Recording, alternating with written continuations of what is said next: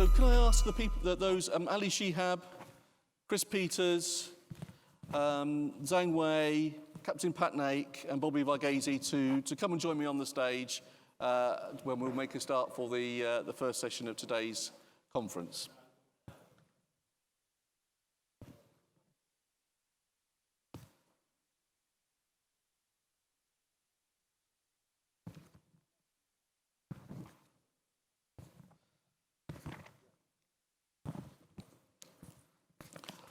Well, our first speaker today, Ali Shehab, is the Chief Executive Officer of the Kuwait Oil Tanker Company. He's been responsible for fleet operational matters, including engineering, personnel, new building projects, and marine agency at KOTC. He's also been responsible for the various fleet renewal plans, as well as introducing modern, environmentally friendly technologies on board all KOTC vessels. He's well known to many of you in the room, so please, Ali, I invite you to give your presentations. I think if you can do that, sorry, I'll be concerned.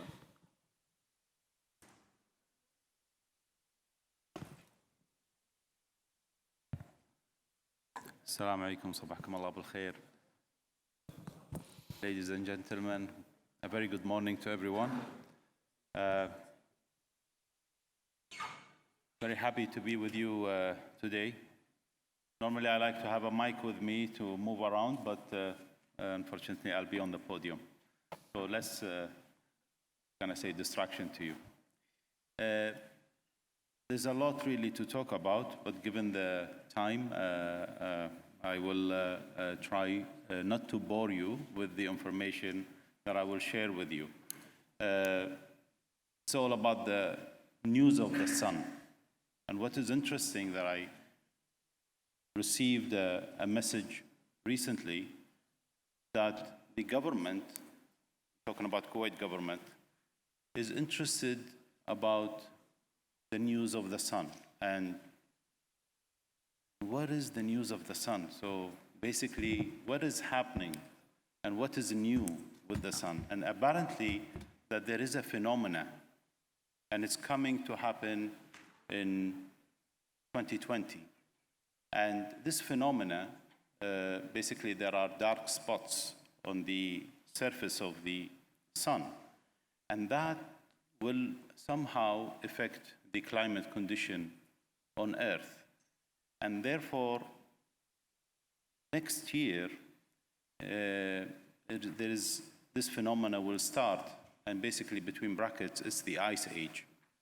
And this Ice Age phenomena will affect everything that we will be doing in the future. Unfortunately, it's an Arabic Kuwaiti dialect message, which I have. It's a voice message, and it's from one of the leading persons, Saleh Al-Ajeri. Maybe a lot of the people from United Arab Emirates, they know him very well. And he specializes in the weather history, and he talks about it in great details. But I can continue talking about this subject because there is so much connectivity to what we are supposed to be doing in the future, because it's all about climate change. However, I'll go into the real story of what I want to talk about. And one good news is I was reading the trade winds this morning, and the OPEC Secretary General confirmed that the refineries are ready for the IMO 2020. So therefore, there will be ample fuel for everybody to use post the January 2020, and we should have no issues. So if you remember, last year we were talking about, will there be enough fuel or not? And this is now will make us focus more on what's next to be looked into. And what next needs to be looked into is really what I've shared in this oil tanker conference earlier in October 16th. And this is the timeline that we have with the IMO. And this is the targets that we envisage to achieve. And of course, this will require a collective effort and immobilization by all the stakeholders to work to achieve those targets. In more details, and most of the information actually you know about them, yeah? And basically we are moving towards 50% carbon reduction by 2050. And this means that if I am having my vessel, which is burning 100 ton, let's say a VLCC burning 100 ton approximately of heavy fuel oil, or let's say low sulfur fuel oil, this would require that to be reduced by 50%, and then hence the emissions will be reduced by also a 50%.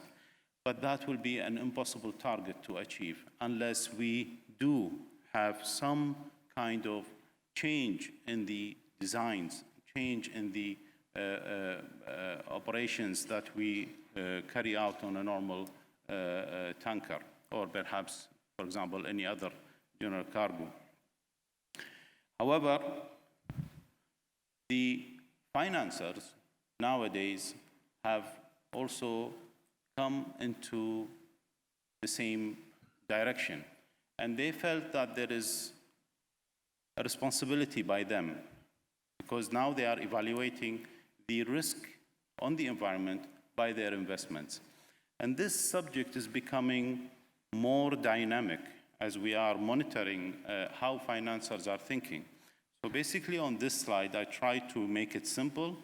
However, the carbon war room, now it's been established in various areas of the world, and people start to talk about, because of the environmental awareness.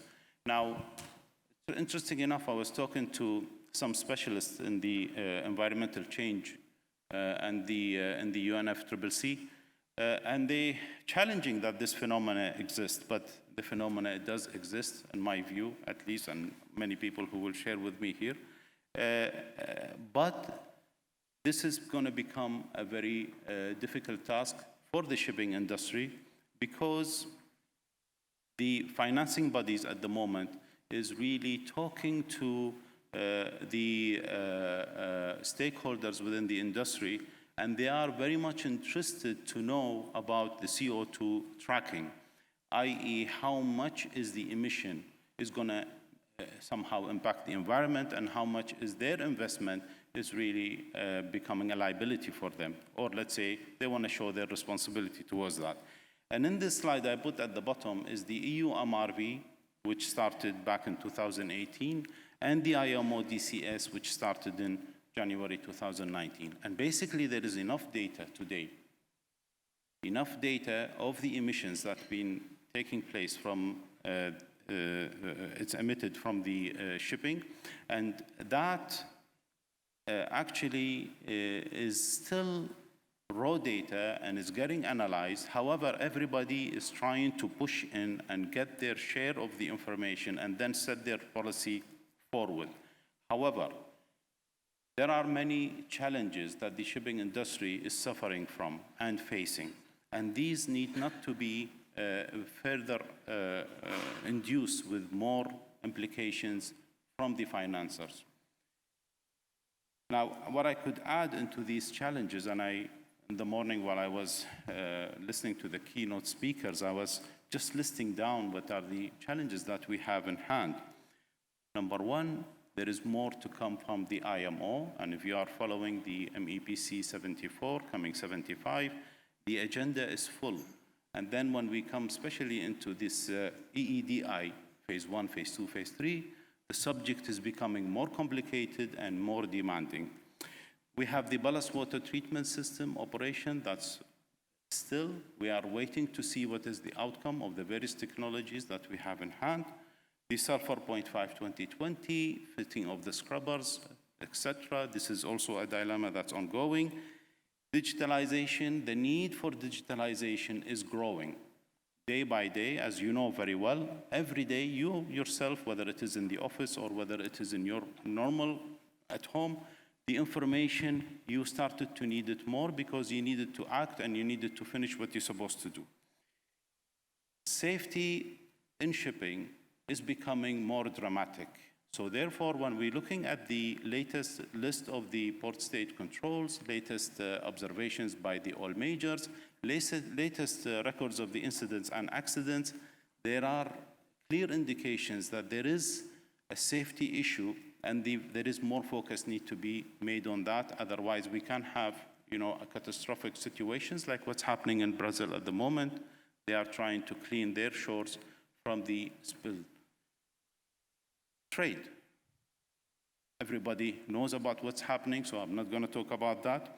Human resources is another dilemma where we need to cater for the right manpower with their training and their upbringing into this industry. And this is a great challenge. How do you, especially for the nationals, how do you convince a father to tell his son, no, this is a great job. He will go 12, 15 years at sea, and then he will become somebody.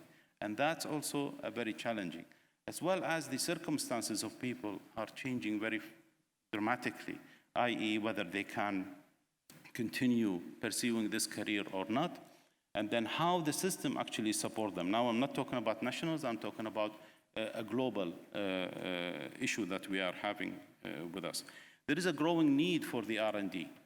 Very little R&D that we are seeing happening, and it requires funding, and funding requires support of governments because companies will not be able to do it. There is a great uncertainty. So in the tanker conference we had back on the 16th of, no, not 16th, 22nd of October, when I was in the reception in the morning, somebody said, well, tanker market is doing very well because it was shooting up to 300 US dollar per day, 300,000 US dollar per day. And I answered him, I hope it lasts until lunchtime because really we don't know. And it did, after a few days, come back dramatically and is sort of normalizing at the moment. However, this is also a reflection of what other issues are happening within the industry. Sanctions, and what does that mean? I was yesterday in a meeting in the UK P&I Club in Singapore. And this subject is extremely sensitive, and this will bring me to the next topic, which is limitation of liability. Where is the borderline? You know, when you're doing the risk assessment, you need a wall, you need a radar. And the radar will show things, and then you'll say, okay, it's up to there. But unfortunately, that wall, that boundary, is no longer available. And accordingly, what's happening is insurance premiums are on the increase, and therefore, what I have seen so far, that especially from ship owners, especially ship owners within, let's say, this region, the major ship owners, the major ship operators, they lack presence in the boards of the insurance companies. And therefore, when the decision comes and voting whether to increase the premium or not, and obviously because you are not there, therefore they will look after their investment and what is best for their investment, not what is best for your business. So what we need. So if you're looking at the shipping news, and if you go, I'm not marketing TradeWinds, however, but if you go to TradeWinds now, and you will see that there is an article talking about Andreas Samanbau. And what did this guy do in Singapore? So basically, we have a regulation, we have enforcement, and we have systems that should support us in order to be able to confirm with this enforcement. If I'm talking about ballast water treatment system, for example, open loop, closed loop, what Singapore did, they said, we will not allow open loop scrubbers. However, we have created a reception facility because when you are having a closed loop, you will generate some ashes and some sludge from your operation, and that needs to be offloaded ashore. And that's the right way forward. However, what is interesting that they have done now is that they have championed a 70 billion carbon tax plan to drive fuel switch. And this is very interesting. What they're doing here is bringing in alignment with the regulation, alignment with the industry for the right cause. However, they are supporting their local industry. And that's why when you look into the Manon report, and you will see that Singapore, for the consecutive 5 years, to be the leading maritime city, not for just any reason, but because really the real commitment by the administration, the real commitment by the stakeholders within the industry. And that's how it brings everything together. And that's why we hope and we see that this region, especially Abu Dhabi and other cities within the United Arab Emirates, is becoming the global hub. However, there is more work needs to be done in this regard. So what do we need from the financiers, bankers who are here? Please have a logical and a practical approach. No hard line, because hard line will only add to the challenges we are facing now. Second, please, please do assist in developing a reward scheme or a mechanism for ship owners and ship operators, because just going with getting now the information of the tracking of the CO2 and then saying to the ship owner or the ship operator, sorry, your ship is emitting too much carbon, or let's say your effluents into the atmosphere. This is not in their hand, because there isn't enough technology to help them to reduce their emissions. And therefore, if I do some kind of modifications, improvement to my system, reduce my fuel consumption, what do I get in return?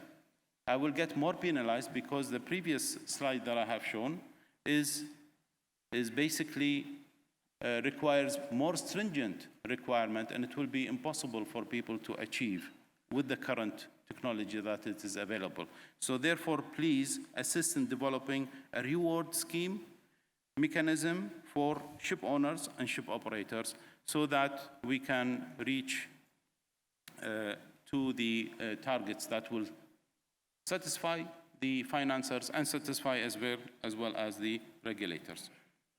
And as that, I will end my presentation, and thank you very much for listening. Thank you, Ali, for setting out some of those sort of key challenges, environmental, new technology, HR, trade. It was a wide-ranging presentation and sets the scene for today, but I'm sure we'll come back to the environmental issues in particular, which I think are ever present, both in terms of the operational and the trade side of things, but also increasingly from the financial side.